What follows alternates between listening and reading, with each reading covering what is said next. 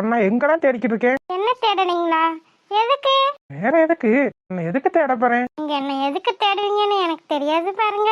என்னடி புருஷன் வேலை விட்டு வந்தா யார தேட போறான்? பொண்டாட்டியத்தான் தேடுவான். நீங்க நல்லா தேடுவீங்க. சரி, இப்ப என்ன வேணும்? நீதான் வேணும். கல்யாணம் பண்ணிக்கிறியா? அதான் கல்யாணம் பண்ண போறமே, அப்புறம் என்ன? சரி. என்ன சரி? இப்ப எதுக்கு நீங்க கிட்ட வரீங்க? இல்ல உட்காருங்க மாமா, அவ்வளவு இடம் கிடக்கல. நல்ல உட்கார முடியாது. வர வர உங்களுக்கு சேட்டை அதிகமாயிருச்சு. சரி, உடம்பெல்லாம் சரியாயிருச்சா? எனக்கு என்ன, நான் நல்லா தான் இருக்கேன். நீ அப்படித்தான் சொல்லுவ. உன்னை பத்தி எனக்கு தெரியாது. எப்படி ஒரு வாரம் கிட்ட இருக்கும் சாப்பிடாம கொள்ளாம எப்படி உயிரோட இருக்க? என்னை பத்தி எப்படி தெரியுது? ஒரு வாரம் கூடவா நான் சாப்பாடு இல்லாம இருந்துட மாட்டேன். அதான் உன்னை பார்த்தாலே தெரியுதே. நீ ஒழுங்கா சாப்பிட்டு இருந்தா ஏன் இப்படி வத்தலும் தொத்தலுமா இருக்க போற? நல்லா சாப்பிட்டு கொழுகலும் இருந்திருக்க மாட்டேன். ஒழுங்கா சாப்பிடாதனாலதான் இப்படி கருவாடு மாதிரி இருக்க. யாரும் பார்த்தா கருவாடுன்னு நினைச்சு எண்ணெய் சட்டிக்குள்ள போட்டு பொரிச்சிட போறாங்க. என்ன டாக்டரே, டாக்டருக்கு வர வர நக்கல் கூடுது. புரியுமா? கூட கூட நக்கலு கிக்கலு எல்லாம் கூடத்தான் செய்யும். இப்ப தானே எனக்கு கொஞ்சம் கொஞ்சமா தெரியுது. இனிமே பாரு இந்த டாக்டர் மாமா யாருன்னு. அதானே என்னடான்னு பார்த்தேன். நான் கூட நீங்க அமைதியான மனசேன்னு நினைச்சேன். இப்பத்தானே தெரியுது சரியான ஊமை குசும்பேன்னு. சரி மாமா, உனக்கு ஒண்ணு வாங்கிட்டு வந்திருக்கேன். என்னன்னு சொல்ல பாப்போம். என்னது? எனக்கு ஒண்ணு வாங்கிட்டு வந்திருக்கீங்களா? நீங்க ஏதாச்சும் வாங்கிட்டு வந்தாலே காஸ்ட்லியா தானே வாங்கிட்டு வருவீங்க. இப்ப என்னத்தான் வாங்கிட்டு வந்தீங்க? பட் நான் எத்தனை வாட்டி சொல்றது, எனக்காக எதுவும் நீங்க வாங்க வேணான்னு. ஏன்டா அப்படி பண்றீங்க? நான் சொல்றதை கேட்க கூடாதுன்னு முடிவு பண்ணிட்டீங்களோ? லூசு லூசு, நீ ஏன் பண்டாட்டிடி? உனக்காக நான் வாங்காம வேற யார் வாங்கி தருவா? அதெல்லாம் இருக்கட்டும், காஸ்ட்லியான பொருளை வாங்காதீங்கன்னு தான் நான் சொல்றேன். உன்னை விட எனக்கு எதுவுமே காஸ்ட்லி கிடையாது.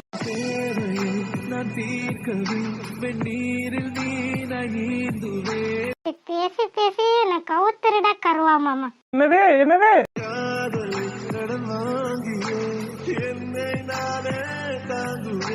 இன்னொரு வாட்டி சொல்லுடி. போயா. என்னடி புசுக்குன்னு மாமா பார்த்து போயான்ற?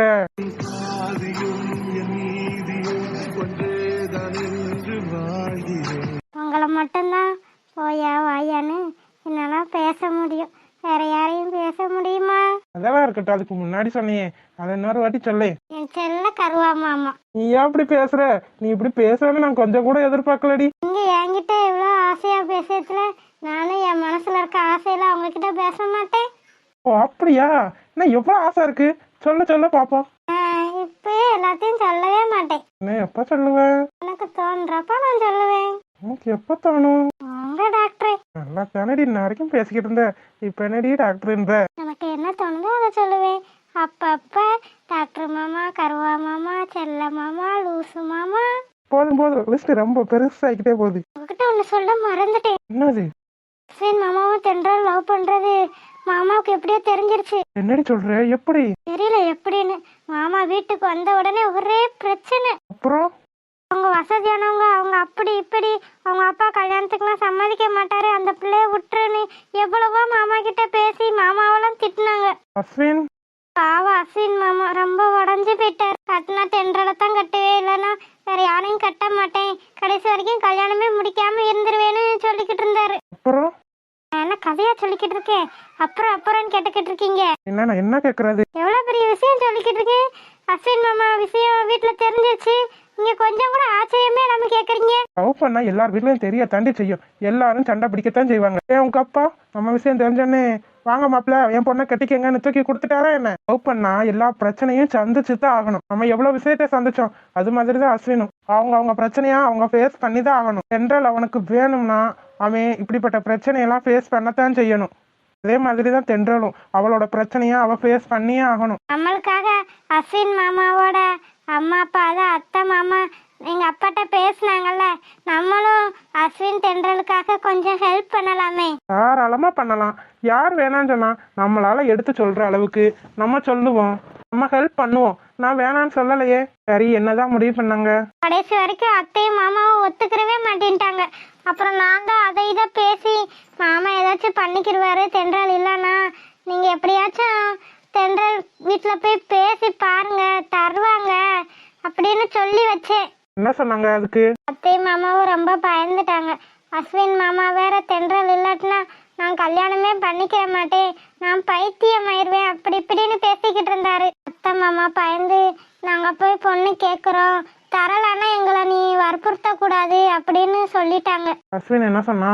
சரின்னு சொன்னாரு. சரி பார்ப்போம், நடக்கிறது நடக்கட்டும். நானும் அவங்ககிட்ட என்னால் முடிஞ்ச அளவுக்கு பேசி பார்க்குறேன். அத்தை மாமா கிட்ட பேசிடலாம், ஆனா தென்றலோட அப்பா கிட்டயும் அப்பத்தா கிட்டயும் யார் பேசுவா? நான் பேசுகிறேன், பேசி பார்க்குறேன். நீங்க பேசினா ஓகே சொல்லிடுவாங்களா என்ன? பேசுவோம், பேசி பார்ப்போம். அதுக்கு மீறி அவங்க முடிவு. அஸ்வின் மாமா வேற பொண்ணு தரலன்னா தென்றலை கூட்டிட்டு வந்துருவேன்னு சொல்றாரு. என்ன அப்படித்தான் பண்ண முடியும்? அவன் என்ன பண்ணுவான் நீயே சொல்லு.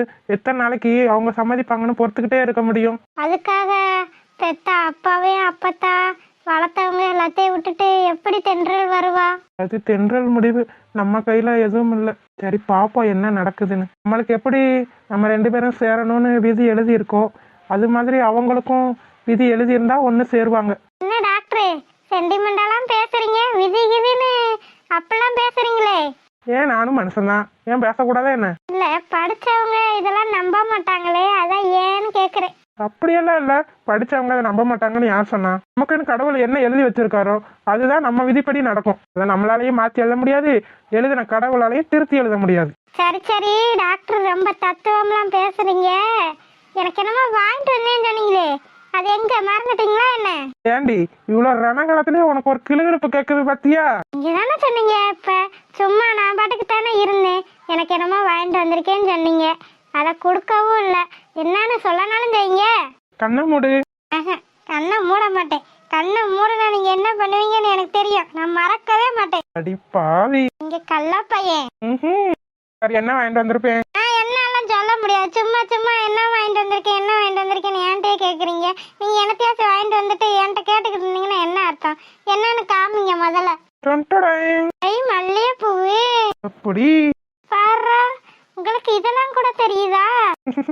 எத்தனை படத்துலயும் சினிமாலையும் நான் பார்த்திருக்கேன். சரி மல்லிகை பூ வாங்கிட்டு வந்திருக்கீங்க, அல்வாவை காணும். அதெல்லாம் கல்யாணத்துக்கு அப்புறம். போங்க. என்ன சீப்போங்கன்ற? நீ தானே கேட்ட அல்வா வேணுமா சொல்ல, இப்பயே வாங்கிட்டு வரேன். இல்ல இல்ல வேணாம் வேணாம், இந்த தலையில வச்சுக்க. நீங்களே வச்சு விடுங்க. இந்த பூவை வாங்கிட்டு வந்தப்ப மனம் இருந்துச்சோ இல்லையோ, ஆனா உன் தலையில வச்சேன்னு எவ்வளோ சூப்பரா மணக்குது. ஓஹோ அப்படியா? என் தலையில வச்சேன்னு இந்த பூவுக்கு வாசம் வந்துருச்சோ? என்ன பார்த்துக்கிட்டே இருக்கீங்க, ஏதாச்சும் பேசுங்க. கண்ணு பாக்குறப்ப வாய்க்கு எதுக்கு வேலை கொடுக்குற? ஓஹோ கண்ணு பாக்குது, வாய் ஏன் பேசக்கூடாது? அதெல்லாம் பேசக்கூடாது, பேசாம இரு. இங்க சரியில்லை டாக்டரே.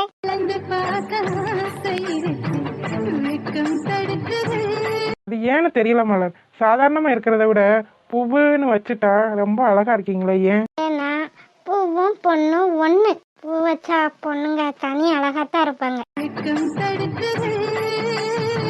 அழகா இருக்கடி. அப்படியா? என்னை விட்டா இப்படி பார்த்துக்கிட்டே இருக்கலாம் போல இருக்கு. இருக்கும் இருக்கும். இப்ப இப்படித்தான் சொல்லுவீங்க, கல்யாணம் ஆனதுக்கு அப்புறம் எப்படி எங்கிட்ட விட்டுட்டு போவீங்கன்னே தெரியாது. ஏச்சே, உன்னை விட்டு எங்கேயாச்சும் போனா என்ன? ரொம்ப நடிக்காதீங்க, உங்கள மாதிரி எத்தனையோ பேரை பார்த்தாச்சு. என்னடி சொல்ற? ஆமா பின்ன எல்லா ஆம்பளைங்களும் அப்படித்தான். கல்யாணத்துக்கு முன்னாடி எப்படி இருக்காங்க, கல்யாணம் முடிஞ்சதுக்கு அப்புறம் எப்படி இருக்காங்கன்னு பார்த்துக்கிட்டு தானே இருக்கோம். சேச்சே, நானும் அப்படி இருக்க மாட்டேன், உன்னை விட்டு எங்கேயுமே போக மாட்டேன் பாரு. பார்க்கத்தானே போறேன் டாக்டரே. பாருடி நான் என்ன பண்றேன்னு பாரு. 2 பேரும் பேசிக்கிட்டீங்களா, நான் அப்புறம் வரேன். அஸ்வின் அஸ்வின் நில்லு. மலர் எல்லாத்தையும் சொல்லியிருக்குன்னு நினைக்கிறேன். ஆமா அஸ்வின் சொன்னா. என்ன பண்ணலான்னு இருக்க? என்ன பண்றதுன்னே தெரியல, தலையவே பிச்சுக்கலாம் போல இருக்கு. சரி சரி சரி கவலைப்படாத கவலைப்படாத, நான் பாத்துக்கிறேன். நீ எவ்வளவு பெரிய தைரியமான ஆளு, இதுக்கு போய் எப்படி கவலைப்படலாமா? இல்ல என்னதான் இருந்தாலும் மற்ற விஷயத்துல தைரியமா பேசுறேன் வச்சிடுறேன், ஆனா தென்றல்னு வரத்துல எனக்கு பயமா இருக்கு. எதுக்கு மாமா பயப்படுறீங்க? இந்த விஷயத்துல நீங்க எவ்வளவு தைரியமா முடிவெடுத்தீங்க? இது உங்க வாழ்க்கை மாமா, நீங்க தான் முடிவெடுக்கணும். ஆமா அஸ்வின், மலர் சொல்றது சரிதான். எங்களுக்கு நீ எவ்வளவு ஹெல்ப் பண்ணிருக்க, நாங்க உங்களுக்கு ஹெல்ப் பண்ண மாட்டோமா என்ன? நீ என்ன முடிவெடுத்தாலும் எங்களுக்கு சரிதான். ரொம்ப தேங்க்ஸ் மலர், நீ தான் அப்பா அம்மாட்ட பேசி கொஞ்சம் புரிய வச்ச. சே நான் பேசுனால ஒரு விஷயமே இல்லை, நான் சொல்லி அத்தை மாமா இவ்வளவு புரிஞ்சுக்கிறாங்க.